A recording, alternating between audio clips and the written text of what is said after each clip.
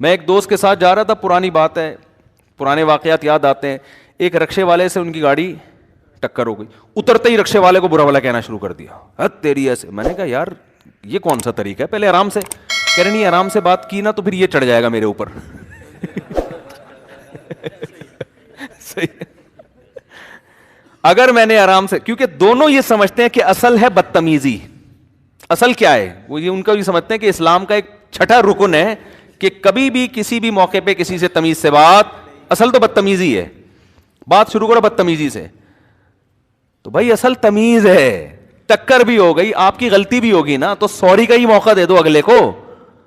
میرے ساتھ بھی ایسا ہوا, میں گاڑی میں کہیں گیا ہوں ڈیفینس کی طرف, مجھے کہیں کام تھا, تو ایک بڑی عمر کی خاتون تھی. میری گاڑی وہ میں پارکنگ کے دوران وہ بیچاری کی گاڑی سے لگ گئی. وہ گاڑی سے اتری نا, کہہ رہی ہے میری گاڑی کا نیا کلر کی واٹ لگا دی, اور میری نئی گاڑی, اور یہ, اور وہ بولے جا رہی ہیں. میں نے کہا انٹی کہتے ہوئے بھی مجھے ڈر لگ رہا تھا کہ ایک اور کیس نہ بن جائے. یہ بھی مسئلہ ہوتا ہے نا کہ وہ گاڑی کا کیس چھوڑ کے انٹی تیرا باپ ہوگا انٹی. اب میں تو پہلے تو یہ سوچتا رہا کہ میں بولوں کیا ان کو, خاتون بولوں, انٹی بولوں, بہن بولوں, کیا بولوں. تو خیر میں نے محترمہ بول دیا. میں نے کہا یہ تھوڑا بیلنس سا لفظ ہے. اب دیکھو ہم بھی جذبات میں آ کے انٹی بول دیتے ایک دم, تو گلے مسئلہ اور کیس, گاڑی گئی ایک طرف. تو میں بڑے سوچ کے, میں نے کہا سوچ سمجھ کے محترمہ ایسے کر کے میں نے بات کی.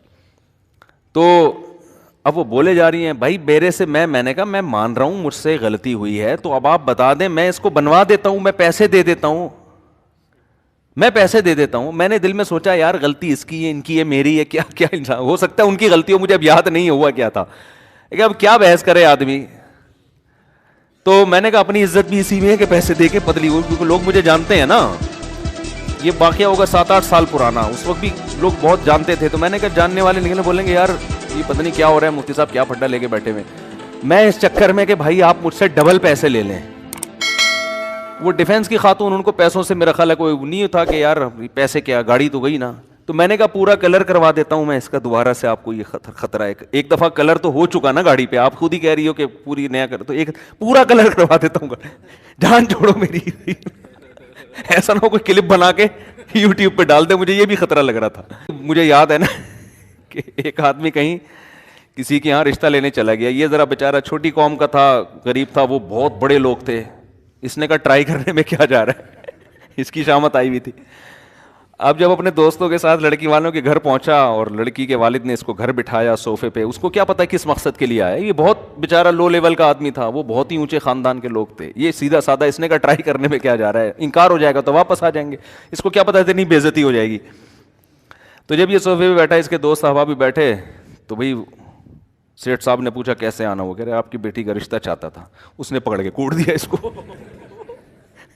اب اس کی بے عزتی بھی ہو رہی ہے, تو اس میں برداشت ہے. دیکھو یہ کپڑے جھاڑتے ہوئے کہتا ہے اچھا تو پھر میں انکار ہی سمجھوں. یعنی اس کا کہنے کے تھے آپ کے ہاں انکار کا یہی طریقہ ہے, منہ سے نہیں بولتے. اس نے زبان سے نہیں کہا کہ میری طرف سے انکار ہے, اس نے پکڑ کے کوٹ. وہی پاکستان کا جو اصل اصول ہے نا, اس پر عمل کیا کہ اصل تو مار کٹائی ہے, اصل تو غصہ ہے, بہت سخت مجبوری میں. ہاں وہ اس سے بھی بڑا سیٹ ہوتا نا, پھر سیٹ زبان سے انکار کرتا, کیونکہ پتا اگر میں نے کوٹ دیا تو یہ مجھے اس سے زیادہ کوٹے گا.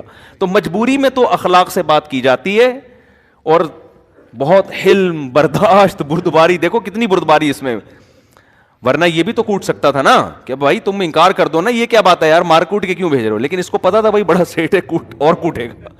تو کتنی برداشت سے اس نے کہا اچھا تو پھر میں انکار سمجھوں آپ کی طرف سے, یعنی آپ اس پہ ایگری, چلو ہی نکل یہاں سے.